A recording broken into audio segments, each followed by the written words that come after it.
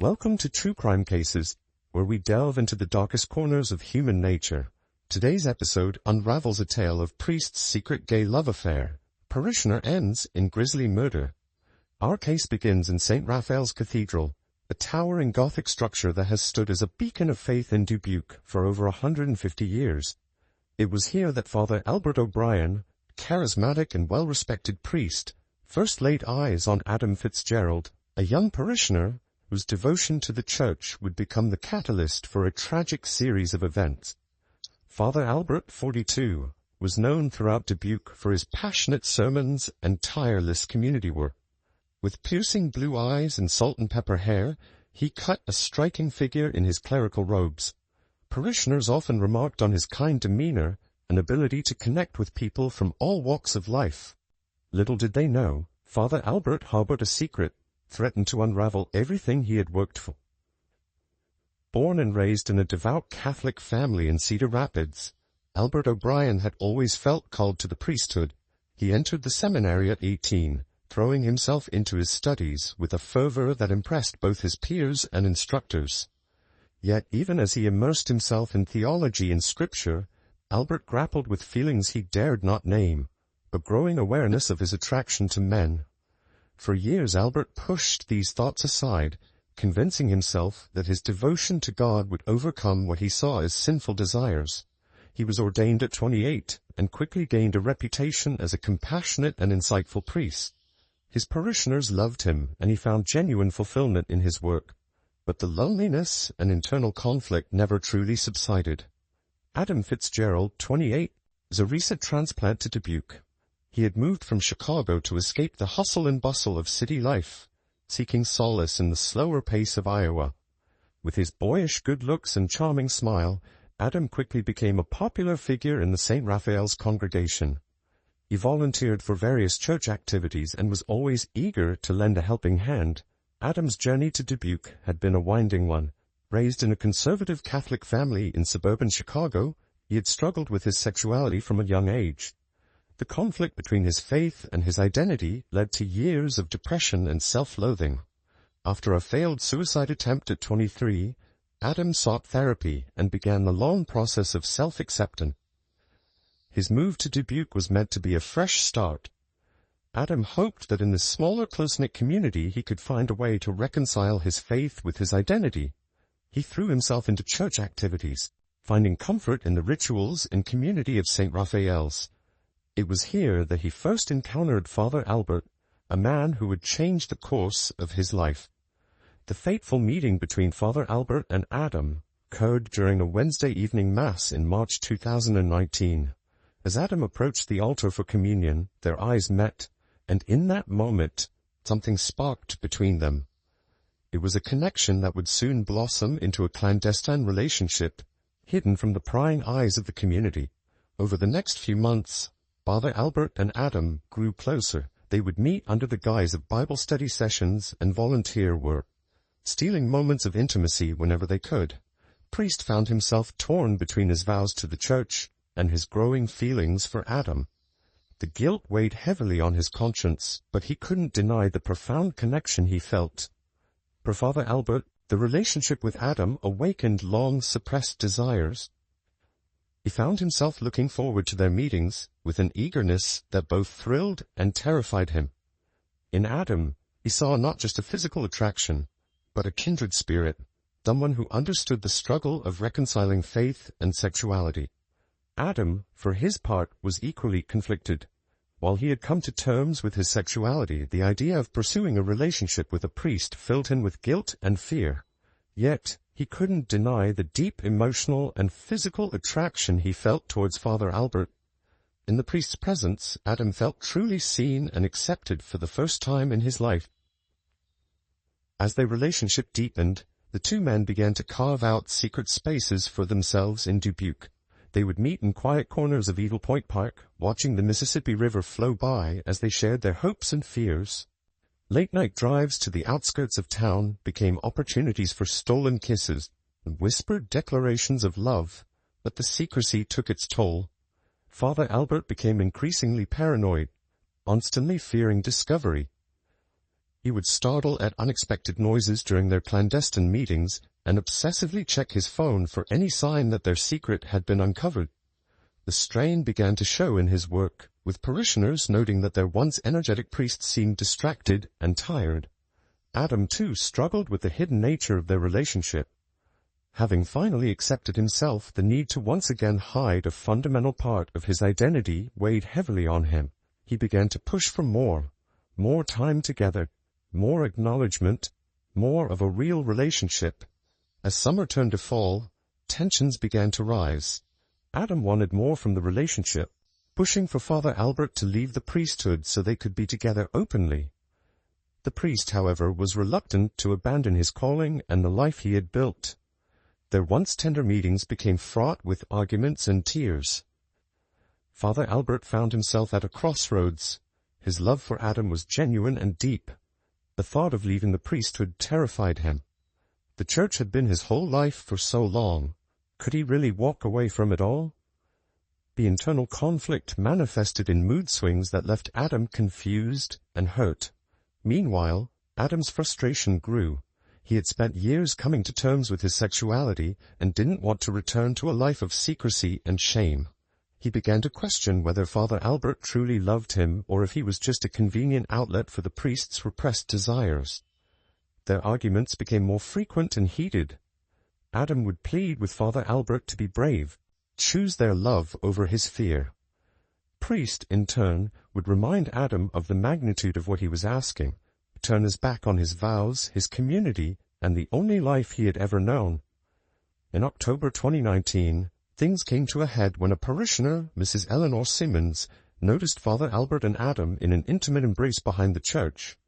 Shocked and dismayed, Mrs. Simmons confronted Father Albert, threatening to expose their relationship to the bishop and the entire congregation. Mrs. Simmons, a 68-year-old widow, had been a pillar of the St. Raphael's community for decades.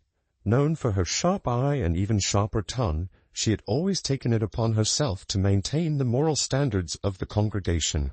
The sight of Father Albert, a man she had deeply respected, in an embrace with another man shook her to her core. Panic set in.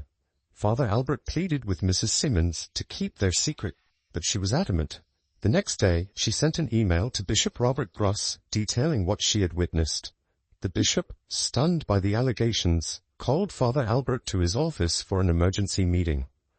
As news of the impending meeting spread, Adam became increasingly anxious. He feared losing Father Albert and the life they had built together. In a moment of desperation, he decided to confront Mrs. Simmons, hoping to persuade her to retract her statement. On the evening of October 15, 2019, Adam drove to Mrs. Simmons's house on Loris Boulevard. The streets of Dubuque were quiet, the autumn chill keeping most residents indoors. As Adam parked his car and approached the house, his heart raced with a mixture of fear and determination. What transpired inside would shock the entire community of Dubuque to its core. The next morning, Mrs. Simmons's daughter, unable to reach her mother by phone, went to check on her. What she found was a scene of unimaginable horror. Mrs. Eleanor Simmons lay dead in her living room, a victim of a brutal attack. Room was in disarray, signs of a violent struggle evident throughout. Blood spattered the walls and furniture, and a heavy brass candlestick, apparently the murder weapon, lay discarded nearby. The violence of the scene was in stark contrast to the quiet, well-maintained neighborhood outside. The Dubuque Police Department quickly cordoned off the area, and Detective Sarah Malone took charge of the investigation. As she surveyed the gruesome scene, Detective Malone felt a chill run down her spine. In her 15 years on the force, she had never seen such a violent crime in their peaceful town. Detective Malone, a seasoned investigator with a reputation for solving complex cases, knew immediately that this was no ordinary murder. The brutality of the attack suggested a crime of passion, someone driven by intense emotion rather than cold calculation. Forensics teams combed through the house, collecting evidence and taking photographs. They found traces of DNA under Mrs. Simmons' fingernails, suggesting she had fought back against her attacker. Fingerprints were lifted from various surfaces, including the murder weapon. The investigators worked methodically, knowing that every piece of evidence could be crucial in solving this shocking crime. As news of the murder spread, shockwaves rippled through Dubuque. Mrs. Simmons had been a beloved figure in the community, known for her charity work and kind heart. The idea that someone could commit such a heinous act against her was almost inconceivable to many. Neighbors gathered on the streets, sharing their disbelief and fear. Parents kept their children indoors, suddenly aware of a darkness that had invaded their peaceful community.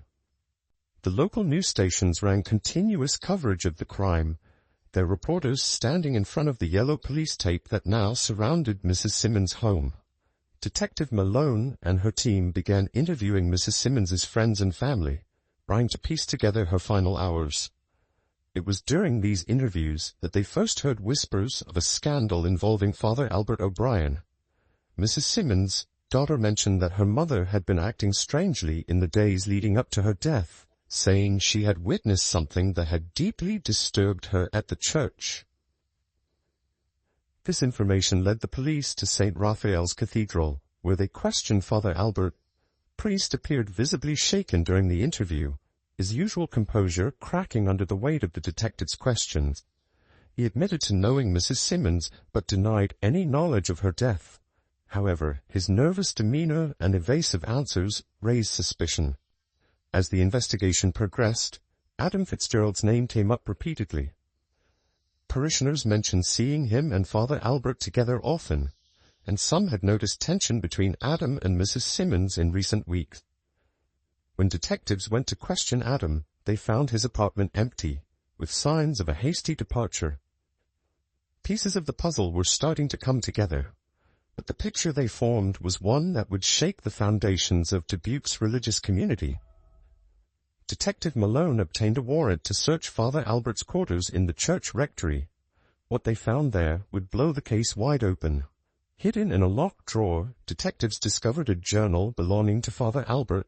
The entries detailed his struggle with his sexuality, his growing feelings for Adam, and the torment of living a double life. The final entry, dated the day before Mrs. Simmons' murder, spoke of a looming disaster and the fear of losing everything. The journal provided a window into Father Albert's tormented psyche, chronicled years of internal struggle, prayers for deliverance from his sinful desires, and finally, the blossoming of his relationship with Adam. The later entries spoke of a love so intense it frightened him, coupled with a paralyzing fear of discovery. Armed with this new information, the police intensified their search for Adam Fitzgerald. They tracked his cell phone to a motel just outside of town, where they found him hiding, distraught and covered in scratches. When confronted with the evidence, Adam broke down and confessed to the murder of Mrs. Simmons. Through tears, he recounted how he had gone to her house to plead with her, keep quiet about what she had seen. When Mrs. Simmons refused and threatened to expose them, Adam had flown into a rage. In a moment of blind fury, he had grabbed the candlestick and struck her repeatedly. The violence of his actions shocked even him, testament to the depth of his desperation and fear. The arrest of Adam Fitzgerald and the subsequent revelation of his affair with Father Albert sent shockwaves through Dubuque.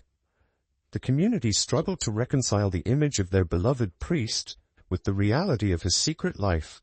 Many felt betrayed, their faith shaken to its core. St. Raphael's Cathedral, once a place of solace and community, became the center of a media storm.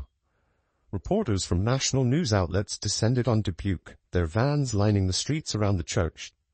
Parishioners found themselves besieged by questions as they tried to attend Mass, their once peaceful Sunday mornings now fraught with tension and scrutiny.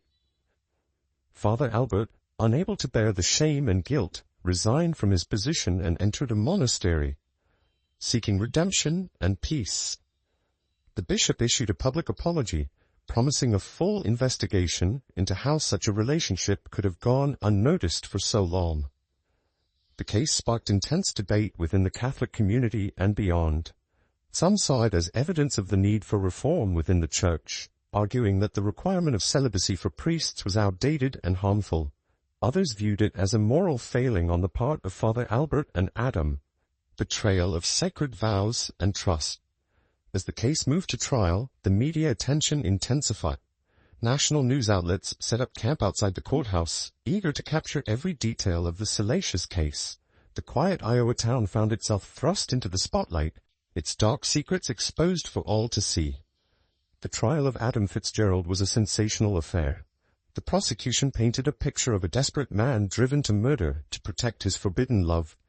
They presented evidence of the affair, including text messages and emails exchanged between Adam and Father Albert, as well as testimony from parishioners who had suspected something was amiss. Courtroom was packed each day, with members of the community, journalists, and curious onlookers vying for seats. The testimony was often emotional, with friends and family of Mrs. Simmons speaking of their loss and betrayal. Adam sat silently through most of the proceedings, his face a mask of grief and regret. Adam's defense team argued that he had been manipulated by Father Albert, a man in a position of power who had taken advantage of his vulnerability. They portrayed Adam as a victim of circumstance, driven to an act of temporary insanity by the stress of living a lie. They brought in expert witnesses to testify about the psychological impact of repressed sexuality and the power dynamics within the Catholic Church. Throughout the trial, Father Albert was a shadow in the background. Though he was not charged with any crime, his presence loomed large over the proceedings. His fall from grace was complete, his once sterling reputation in tatters. When called to testify, Father Albert appeared a broken man, his testimony a mix of remorse, justification, and pleas for understanding.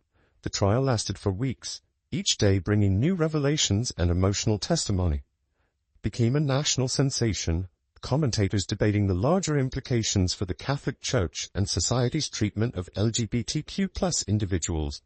In Dubuque, the trial dominated every conversation, dividing friends and families as people took side. After weeks of testimony and deliberation, the jury found Adam Fitzgerald guilty of second-degree murder. He was sentenced to 25 years in prison, possibility of parole of 15 years. As the verdict was read, Adam broke down in tears, looking to where Father Albert sat in the back of the courtroom. Their eyes met for a brief moment, a lifetime of regret passing between them. The sentencing brought little closure to the community. While some felt justice had been served, others believed the true culprit was a system that forced people to live in secrecy and shame. The debate raged on long after the trial concluded, with the case becoming a touchstone for discussions about religion, sexuality, and justice. In the aftermath of the trial, Dubuque struggled to heal. The case had exposed deep divisions within the community, forcing people to confront uncomfortable truths about faith, morality, and acceptance. The once tight-knit town now felt fractured, with neighbors viewing each other with suspicion and judgment. St. Raphael's Cathedral, once the heart of the community, saw its congregation dwindle. Many long-time parishioners found themselves questioning their faith, unable to reconcile the teachings of the Church with the realities of human desire and fallibility.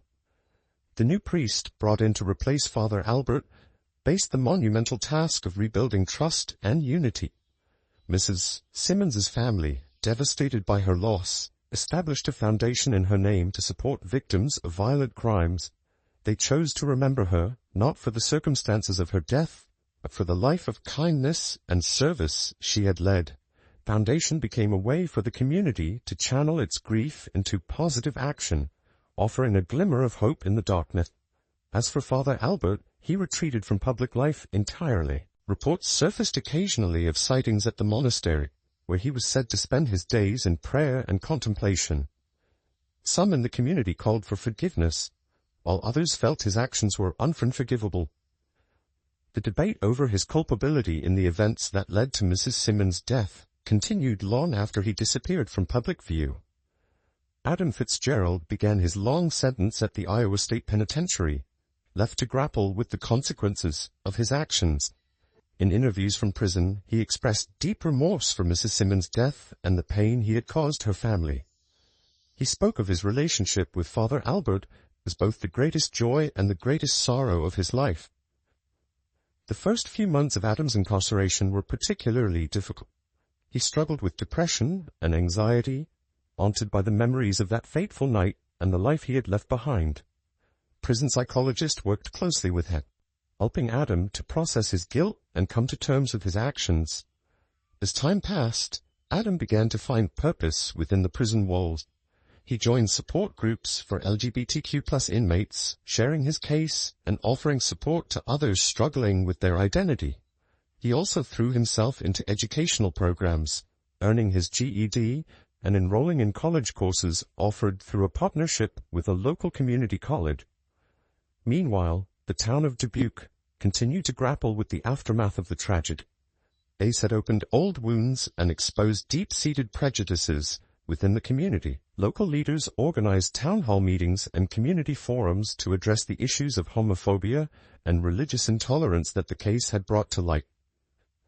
St. Raphael's Cathedral, under the guidance of its new priest, Father James Donovan, slowly began to rebuild its congregation. Father Donovan, a progressive-minded clergyman, initiated open discussions about sexuality and faith, encouraging parishioners to engage with difficult questions rather than shy away from them. While some traditionalists balked at this approach, many found it a refreshing change, the necessary step towards healing.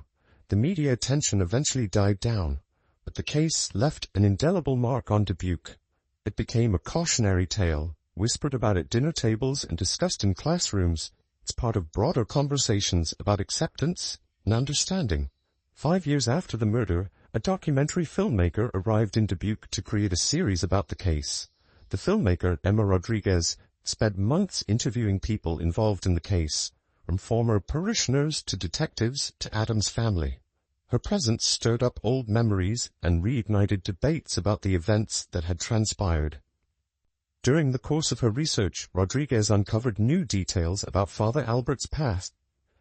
She discovered that he had struggled with his sexuality since his time in the seminary, even seeking conversion therapy at one point.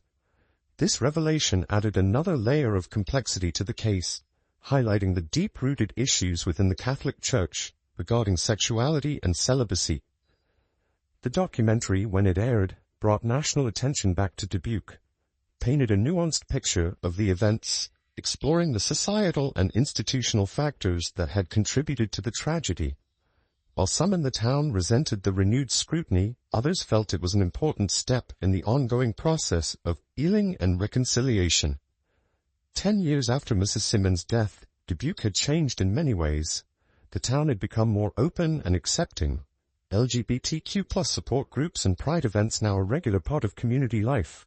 St. Raphael's Cathedral, under Father Donovan's continued leadership, had become known as a welcoming place for all, regardless of sexual orientation or gender identity.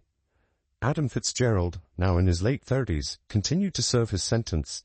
He had become a model prisoner, mentoring younger inmates and working in the prison library. His case came up for review, possibility of early parole due to good behavior. The news sparked debate in Dubuque, some arguing for mercy and rehabilitation, while others felt the full sentence should be served. Father Albert, who had remained out of the public eye for years, broke his silence in a letter published in the local newspaper. In it, he took full responsibility for his part in the events that led to Mrs. Simmons' death. He expressed deep remorse for the pain he had caused and the trust he had betrayed. The letter reignited discussions about forgiveness and accountability within the community. As Dubuque approached the 15-year anniversary of the tragedy, plans were made for a memorial service to honor Mrs. Simmons and reflect on the changes that had occurred in the town since her death. The service, held at a neutral location rather than St. Raphael's, brought together people from all corners of the community. During the service, Mrs. Simmons' daughter spoke about forgiveness and the importance of creating a society people don't feel forced to live in secrecy and shame. Her words resonated deeply with many in attendance, serving as a powerful reminder of the human cost of intolerance and the importance of acceptance. The case of Father Albert O'Brien and Adam Fitzgerald had become more than just a tragic crime case.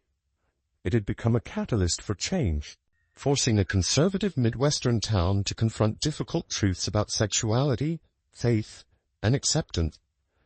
While the pain of the events would never fully fade, the community had grown and evolved in ways that would have been unimaginable before. As we conclude our exploration of this complex and heartbreaking case, we're left to ponder the profound impact that secrets and societal pressures can have on individuals and community. The tragedy that unfolded in Dubuque serves as a stark reminder of the importance of creating a world where people can live authentically without fear of judgment, persecution. The case of Father Albert, Adam, and Mrs. Simmons will long be remembered in Dubuque and beyond. It stands as a testament to the destructive power of oppression and fear, but also to the potential for growth, understanding, and redemption in the face of tragedy. As Dubuque continues to heal and evolve, carries with it the lessons learned from this dark chapter in its history, striving to create a more inclusive and compassionate community for all its residents. In the end, this case reminds us that behind every headline, every sensational case, there are real people with complex lives and struggles. It challenges us to look beyond simple judgments and to consider the broader societal factors that contribute to such tragedy. As we move forward, may we carry with us the lessons learned from Dubuque, working towards a world where love, acceptance, and understanding triumph over fear and prejudice. Thank you for joining us for this in-depth exploration of the tragic events that unfolded in Dubuque, Iowa. We appreciate your time and attention as we delved into this complex and sensitive case. Our goal at True Crime Cases is not only to recount these difficult stories, but also to shed light on the broader societal issues they reveal. We hope this episode has provided food for thought and perhaps sparked important conversations about acceptance, understanding, and the impact of societal pressures on individuals. We're grateful for your continued support of our series. Your engagement allows us to continue bringing these important stories to light, fostering awareness, and promoting dialogue on critical issues. We look forward to bringing you more thought-provoking cases in our upcoming episodes. Until then, stay curious, stay compassionate, and remember that behind every case are real people, complex lives, and experience. Thank you again for tuning in. We'll see you in the next episode of True Crime Cases, where we'll explore another case that challenges our understanding of crime, justice, and human nature. Take care, and we'll meet again soon.